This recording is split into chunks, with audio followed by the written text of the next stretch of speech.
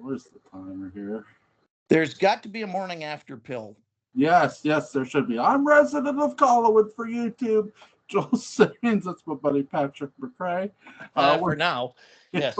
We're here to review the movie, The Poseidon Adventure from 1972, starring Gene Hackman, Ernest Borgnine, Red Buttons, Carl Lindley, Roddy McDowell, Stella Stevens, Shelley Winters.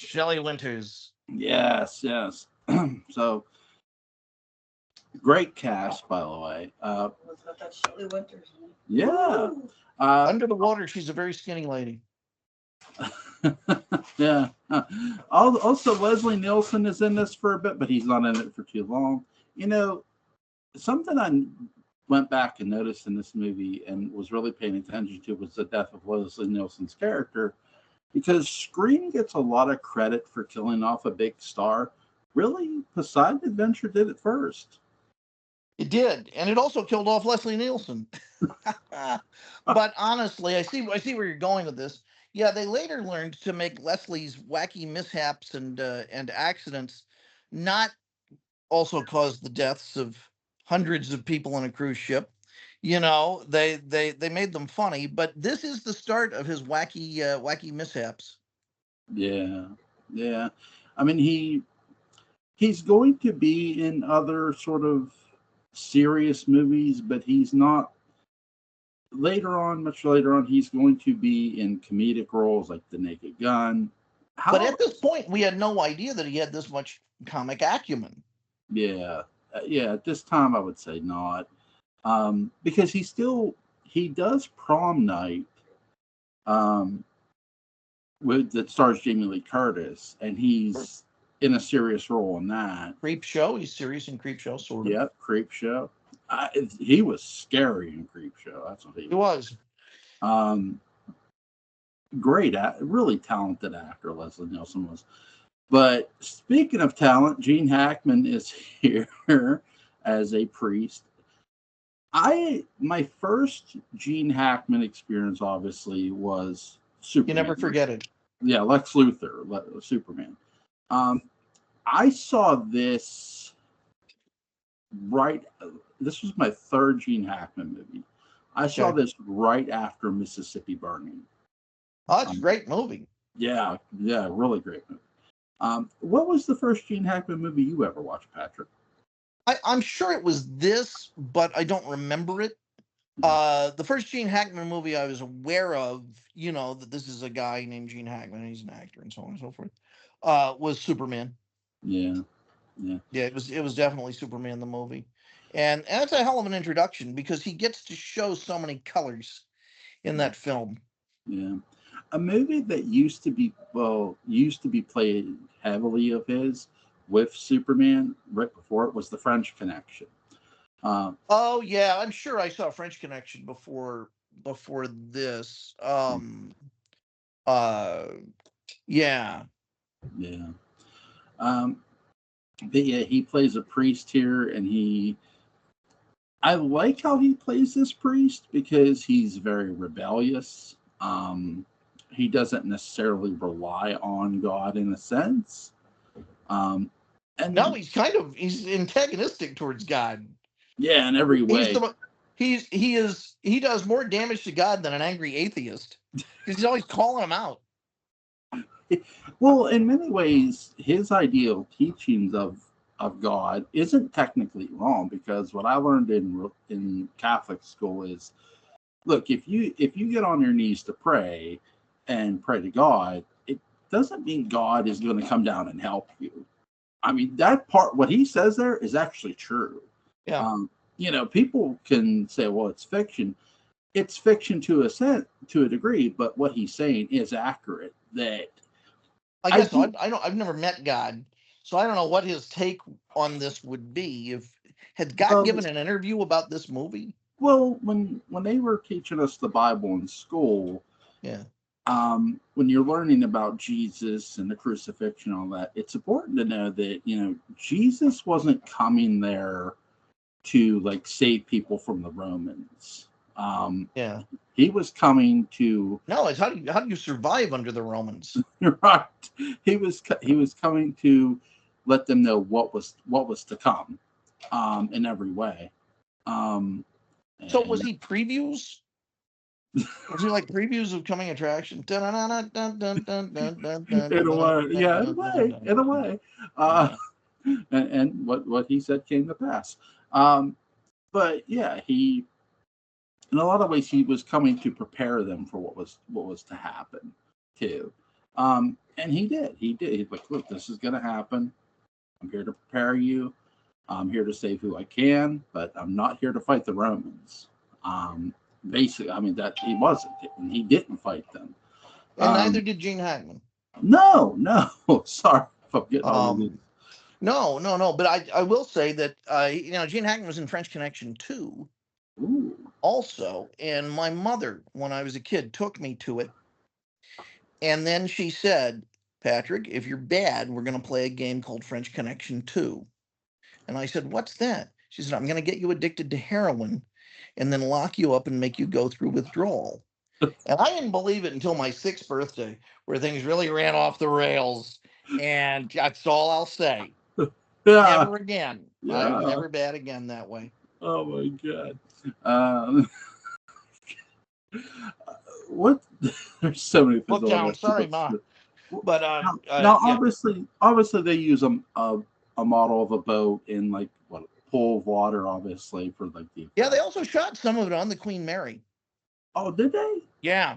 I don't know if they turned the Queen Mary upside down. I don't think they did. I think they gave the actors magnetic boots and then turned the camera around. But they really did shoot some of it on the Queen Mary. It does. Some of it does look like a real ship, but then the upside down stuff. Here's the great thing: is that when you start getting into the innards of a ship, which is all bolts and iron and weird pipes and stuff, I don't know upside down from right side up, and that's why they don't let me steer them anymore. I did like the fact that the kid knew every layer of the ship by touring it. He is a Wesley Crusher I can get behind. Yes. In many ways, he's sort of the underrated hero of this movie in a way. Oh, he's definitely one of the heroes of the movie, and I think underrated. And I think how he gets away with it is that in all of his knowledge of naval lore and stuff like that, he also adheres to a certain extent to naval etiquette. And the captain asks him to shut up, and he's aye, sir. And that he will politely offer guidance, but he'll only offer it once. He always says, sir. He never whines. He never complains. He is a good sailor. I always took it that he was somebody who maybe knew of naval command and stuff. Maybe his dad was Navy. With all of that sort of, he's a ship geek. Yeah. And with all of that knowledge, one of the most attractive and interesting aspects, I think, of ship geekery and naval geekery is an appreciation of etiquette and of line of command and of how you interact with one another, kind of that whole level of action. That a good quarter of, I think, the romance of naval life is the behavior, is adhering to tradition and to and the rules by which you interact with one another. I mean, I forget what it is, but there's a saying that the first officer gives to the captain once a day, about the first officer offers his respects and like to report that chronometers are wound and all of this stuff, and it's a wonderful little incantation. And the Navy's just full of tradition like that, and to me it's endlessly fascinating. Yeah, your dad was in the military, wasn't he? He was a communications officer on the Softly, which was the first ship out towards Cuba in the Cuban crisis. And he has some amazing stories about that. And one of the ships he was on, either the Wright or the Softly, I think it was the Wright, he was on there when Kennedy was shot. Oh, and wow. the story that he has to tell is about how they were on the ship and they got news that something had happened to the president, and they were to head back to I guess Guantanamo Bay, but then they were put in blackout, and for 24 hours they had no idea what was going to happen. And this is shortly after the Cuban crisis, and so I'm sure the thought of, well, we're probably going to be at war was paramount on their minds.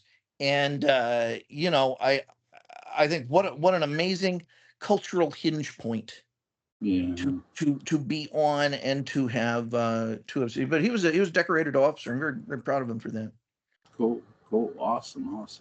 Well, thank you, Mr. McCray, for your service. If you listen to this, obviously, but he was waving hello to you right now. You're welcome. Hello, Mr. McCray. Hi. Thank you for your service, sir. You're welcome. My pleasure. With this movie, they have the Poseidon go upside down. I like the little boat in the water. It is a little boat. They really have kind of a crappy miniature. Yes. But endearingly so. It kind of fits the movie. I really love the control room, though. They make that work with the whole camera effect. And the fact that they have this radar and you see the big wave coming by radar before you see it coming from the effect standpoint. I think that's one of the best clever things about this movie. Before we take a tour of the inside of the ship upside down. Yeah. The movie does a clever thing with that too, in that there's a moment where the kid and Leslie Nielsen are talking about tidal waves. Yeah. And the kid says, they can get up to 300 feet. And Nielsen says the maximum I've seen is about 60, and the one they're dealing with is 30. So we already have ideas of what the magnitude of this thing could be. Yeah. And that if what they dealt with was a 30 and it was that bad, a 60 must be terrible. And then, and then going further than that.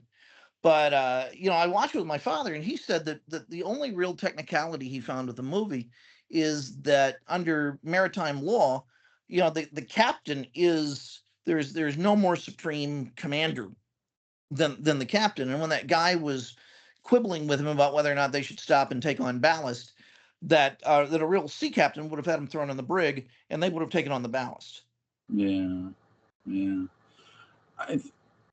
I think the reason they're doing that, though, in this movie, I think by this time every bit of the information that what had actually happened on the Titanic had come out. The guy who ran the company was on the Titanic and whatever. Yeah. But I think, what was it? The designer of the Titanic was aboard. Was that it? Well, that and the one guy who I guess owned the Star or whatever, the Star Line, who told the captain to go faster or whatever. Because you do have that sort of scene take place in this movie where the one guy's telling the captain, "Oh, you should go faster," and all that. And yeah, the captain is the boss on the ship. There's also a thing about with recordings on a ship. Remember, the voice you hear over the speaker is a recording. But the thing I heard about I'm sorry, go on, Jewel. No, I do think I agree with you. What your dad is saying. I think a real captain would have taken that guy. Hey, you're getting thrown in the brig. If it comes to the safety of the ship, yeah, because you only make a mistake once, like that, and that's it. Now I know on the Titanic, apparently Captain Smith's big mistake was getting on the damn thing. No, Captain Smith's big mistake was that they gave two orders that ended up contradicting each other and leading to the trouble. And if he had just given one of them and stuck to it, and I think one of the orders was hard to either port or starboard. Mm-hmm. And the other order, I think, was to reverse engines. Mm-hmm. And that if he had just stuck with one of them, they would have been all right. But the combination of the two created a synergy that threw them exactly where they did not want to be. Yeah. I mean, the North Atlantic at that time, large chunks of ice. I mean, Now you got a Circle K or a Stop and Go or a 7-Eleven every half mile. So they would have been okay, and there's lots of places to pull over. But back in those days, North Atlantic was a different, it was much more rural. You'd run into a farmer occasionally. That would be it. what do you think the most important decision leading into this movie was? Most important decision leading into this movie. Yeah. What do you mean? Well, to me, it was the casting of Ernest Borgnine's character. It was his character. Like, Oh, you mean like what the biggest thing that led to the movie's success was? What choice? Yeah. Irwin Yeah. Allen? Yeah. Oh, wow. I think the tone of the screenplay that he asked for. Yeah. I think overall it is a really surprisingly well-written movie. Mm-hmm. And I think it's somewhat sensationalistic aspect and the occasional cheesy moment pull us away from appreciating that. I think maybe if this had been done with good actors but complete unknowns, like that United '93 movie, about which was made with so many unknowns that it felt like real life, I think would have helped. It just kind of verged on a little too much Hollywood glamour when you have Shelley Winters and the glamorous Jack Albertson and so on, running around on the ship. But yeah, I mean, we can get into that later, but I have real strong feelings about that. Yeah. Yeah. I cried when I watched the United '93 movie. Pardon? I cried when I watched that movie. When you watch this movie? No, United '93. Oh yeah, it's a sad movie. Yeah. Yeah. If they had chosen to fly the Poseidon into the Pentagon and they had somehow managed to wrest the Poseidon from the terrorists as it was hurling in midair, that also would have been sad. But that's not how 9/11 went. The Queen Mary, of course, crashed right into the Pentagon. Yeah. And that was the problem. Yeah. I think with this movie, the chemistry between Borgnine and Hackman are just so good. It's really good, isn't it? Yes. I mean, wow. I've talked about how in the remakes, their biggest mistake is too many heroes, too many people who have the confidence to get out. Are there equivalents to the characters in this?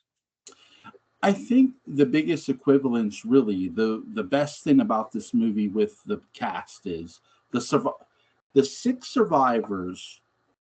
Look who they are. You have the biggest doubting Thomas of them all, Ernest Borgnine's character, who does live. His wife did not live. The old man, who I think is also in Charlie and the Jack Albertson. Yeah, Jack Albertson. He lives. His wife dies. The brother and sister live. So you have 6 survivors out of how many people made it up that tree? And Carol Lindley died. Carol Lindley lives. Who's that one? She's the singer. Yeah. Because the camera really lingers not on her but on her legs as she gets out of the ship. I mean, that like her legs should have gotten a separate, title card in the movie. They're featured so much in the film. You can't climb up in that skirt. Gotta get the skirt off. Yeah, you got. And like that pervert. You got to. And I like how they're telling Borgnine's wife, the woman, you got to take off that dress. What do you got underneath? She goes, just panties. I'm thinking, oh my god. But yeah, I think the importance with the cast is with the Hackman's character and Borgnine's character, and Borgnine is doubting Hackman every step of the way. And you have a constant antagonist to your protagonist who's going, no, I think we should do this to this and this. Because your thought of going through the movie is he going to convince anybody of that? And I think that's one of the most unsung things about the Poseidon Adventure is Borgnine's antagonistic attitude. His character, I should say. I will say the saddest and most hellish vision in the film is all of the dead-eyed people following the ship's doctor. And just, you can tell they're dead already. And there's just something, it looked like something out of the house that Jack built. It just looked like circles of hell, and then we're passing by the damned.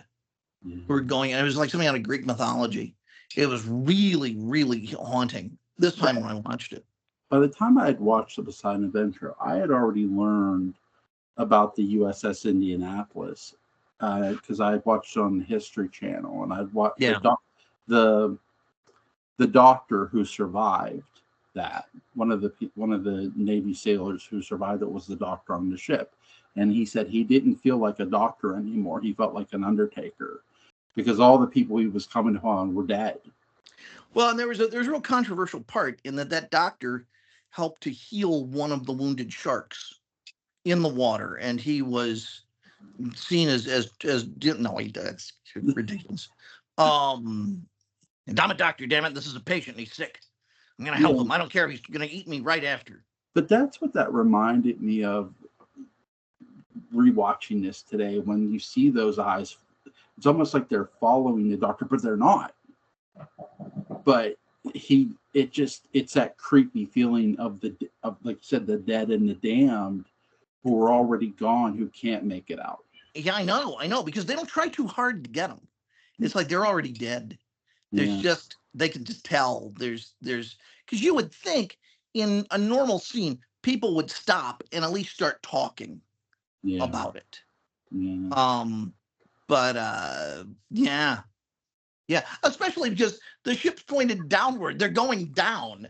They're not going up. So where are they coming from? Right. Yeah, they're upside down. So they're going to the bow of the ship. The bow of the ship, and they're seeing all the dead bodies, the people they can't save. It's basically the effect of the tidal wave, because some of them were burned to death, which is just, I love Borgnine's line about, hey, you want to burn us to death? Like okay. But yeah, I think just the chemistry of the cast too is really good. Shelley Winter's death is shocking. Her character's death is still. It really is. It really is. That, Julie, I give you a tough time for using that verb so much, but that really is a damn good place to use it. Yeah. Because you think she's gonna be the one who makes it. Yeah, because Shelley Winters, she's a star herself still during this movie. And you thinking, are they going to kill off Shelley Winters' character in this movie? She chose to make this. She was supposed to make American Graffiti. She was supposed to play Ron Howard's sister in American Graffiti, his little sister. And no, I'm just kidding. But she was a star. She had been a bigger star. Yeah. Well, it's hard to say. I mean, in terms of CC displacement, she was the biggest star in the movie. But in terms of overall circumference, she was no bigger than Rogo. And Rogo goes through that hole very easily. Yeah. So, it's because, what Shelley Winters was afraid of in terms of going through that hole, her whiskers had been cut. And she used her whiskers to feel around with apertures and feel whether or not she had room to get through, like a cat. And when you cut Shelley Winters' whiskers, her balance is off. They'll grow back, but it's more serious than you think. We get a lot of cool, basically ship set designs. What did you think? I thought they were terrific. I think that the scenic design on this film, because I believe where I am. Yeah. And it is just confusing enough to be kind of nightmarish. But the other thing is, it never gets monotonous. Nope. And I suspect if you were actually going through a ship like that, it would get very monotonous. It'd be hard to tell where you were. A lot of that stuff would start to look the same as you'd be going through, following the pipes and tubes and ropes and pulleys and sails and things like that. But there is just enough variety to it. I think the lighting has a lot to do with that. And the one thing that the movie doesn't really trade on, because of the types of areas they're going through, is hey, we're in a room, but it's upside down. Yeah. No, I mean, you don't get that. It's just all messed up. But of course, with hatches and bulkheads, and it's all kind of alien to most civilians anyway. I'm certainly a civilian when it comes to that. Yeah. I think what they do a really good job with the sets is you have this rushing water chasing you too. Yeah. And that really helps too, because you get a quick look at the sets. You see the destruction the big wave caused, but you're on the clock because the ship is sinking, and the rising water is a constant reminder this ship is going down. There's one place where I think the rising, I would have thought maybe that rising water could have helped them, and it's when that very, very vast aperture, and they're having to climb the long ladder. And I would think, well, as long as you have something to hold on to, just wait and let the water lift you up to where you need to get out. But that probably is a bad idea. Well, with water, when you're in water, usually water can be so cold it can kill you. That's true. I didn't think about that. They are going from New York to Greece, so they're in the middle of the Atlantic. That can't be fun. No. Yeah. And the fall, just because if you fall from a fall for the far height, just because there's water, it doesn't mean it necessarily saves you from dying from falling. That's right. That's another thing too. I think everybody involved in this movie did their homework with research on, how to properly kill people off in a way of like a natural disaster and things you could actually do. And they do it right in this movie. That's the Poseidon Adventure, though it's done on a set, feels very realistic, despite all the Hollywood actors, obviously. Yeah. I mean, they would have survived better if they'd strapped themselves to Shelley Winters in a flooding situation, because she's very buoyant. I think that's the thing too. The reason the other Poseidon movies fail is yes, a too big of a Hollywood cast, and you don't have enough antagonists. I think in Beyond the Poseidon Adventure, there's some other group of like scavengers or something they're having to go up against. Yeah. I've never seen Beyond the Poseidon Adventure, but I know the remakes have not been good of this movie. I think there's things they don't capitalize on either with the remakes of the movie that they should have. But with this, okay, if you're doing the Poseidon Adventure now, to me, instead of it being a tidal wave that just takes them down, have it be a terrorist bomb that in the middle of the Atlantic. And here's the kicker: the terrorist is still on the ship. He's one of the survivors. He doesn't expect to be on there still. Yeah, and he starts slowly trying to sabotage their way out. Why? I mean, that would kill him. Because think of what a terrorist suicide bomber believes in, Allah, right?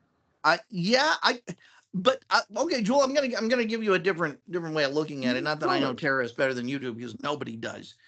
But you've given long speeches about how you adore terrorists. But we've heard, they're the real heroes, and so I'm tired of it, Joel. No. But I think the interesting thing in the movie, full of cliches, I would make is that the terrorist actually knows the ship really well. Yeah. And because terrorists are also kind of cowards. Yep. We won't have to face justice if we just use the suicide vest, or one moment of smack dab into a building, and we're there with our 40 virgins, or whatever Mormon fantasy they have. But the thing that I think is that the terrorist, who knows the ship really well in order to terrorize it, suddenly is the guy leading the charge to get them out. Yeah. That, just out of sheer survival, like, no, I didn't know I was in. This is not the part of terrorism I signed up for.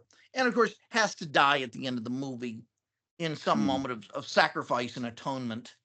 Yeah. that I thought I could count on Allah. I don't think so. I just have to count on me to get us out of here. That's a really weird inversion of things. Yeah. And Terrence isn't quite the hero because he ends up dying at the end, but does have sort of a a come to Allah moment where it's like, oh God, what have I done? And maybe he's just trying to get out himself, Yeah. and people end up following him, and so he has to. This guy seems to know where he's going. I certainly do. Yeah. I thought you were going to say if you remade the movie, you would have it full of Scotsmen, so that when they were climbing those ladders and the camera was underneath, you would, see everything. That's typical. That's what I'm used to. So, Oh my God. Oh my God. not really. Who's your favorite character in the movie? Well, besides the wonderfully underused Carol Lindley, who I guess just got done with her relationship with Carl Kolchak, because she's his girlfriend in the Night Stalker TV movie. Yeah. Gene Hackman, Yeah. of course, and he's got just enough rough edges and conflict. He's a manly man of God.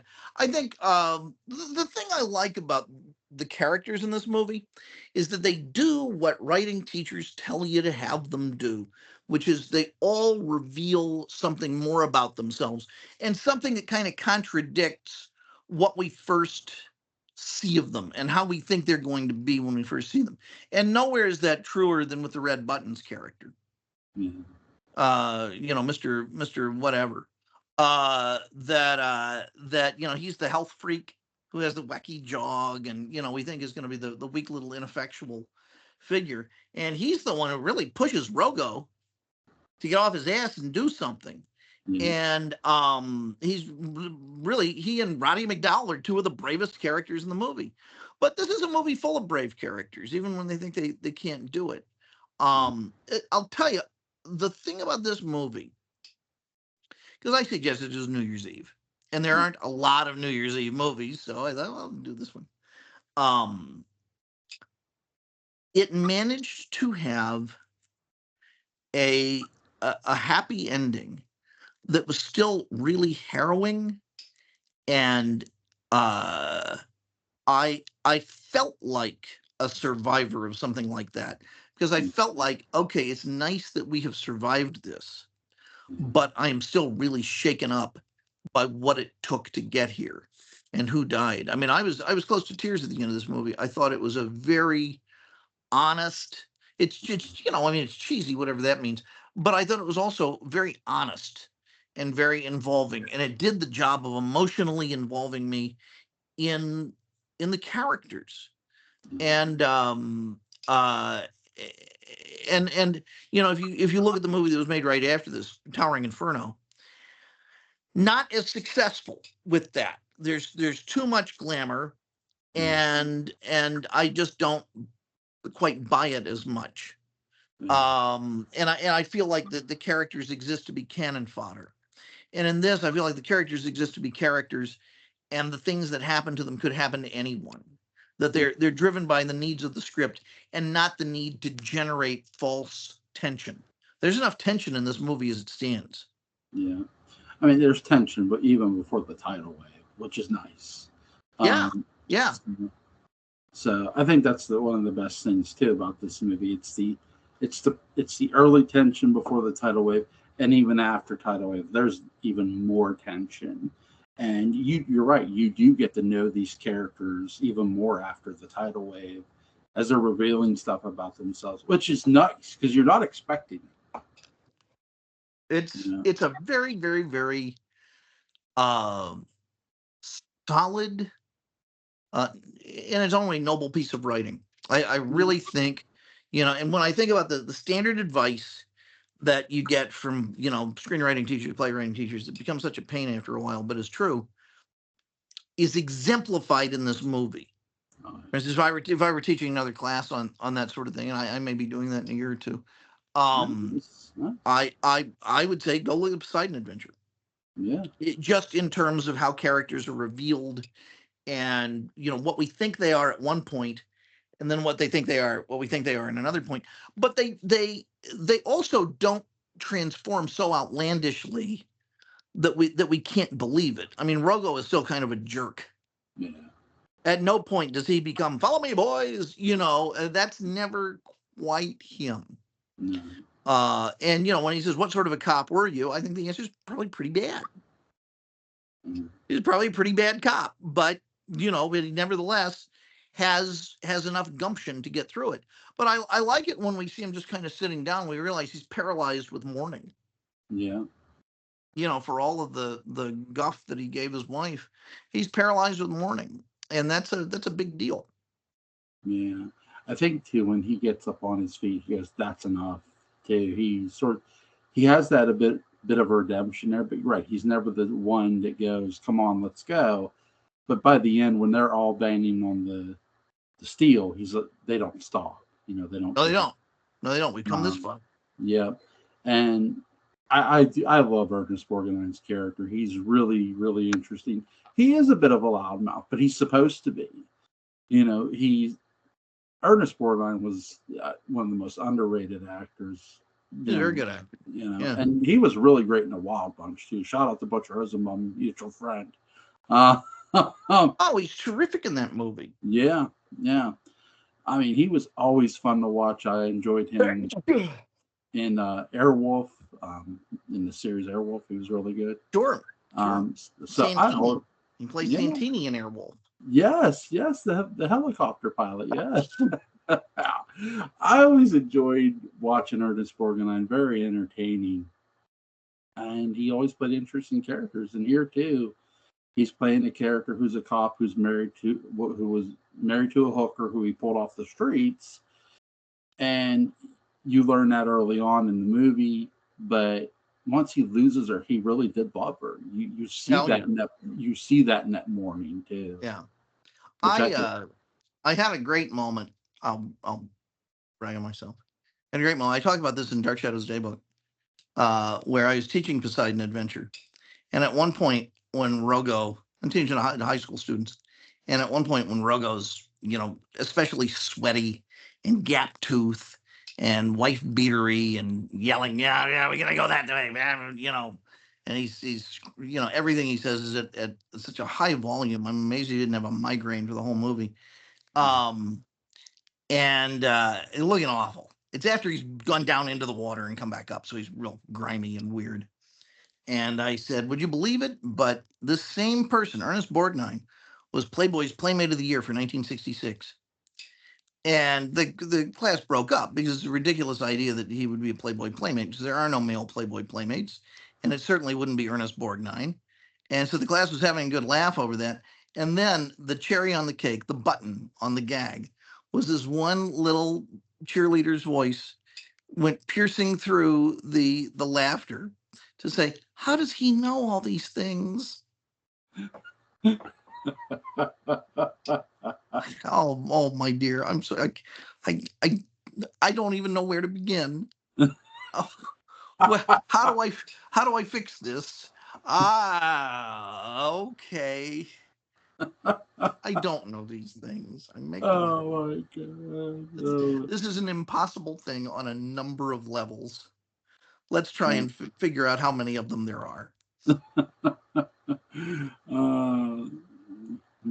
You've heard of the great and powerful Oz. This is the great and powerful Patrick McCray.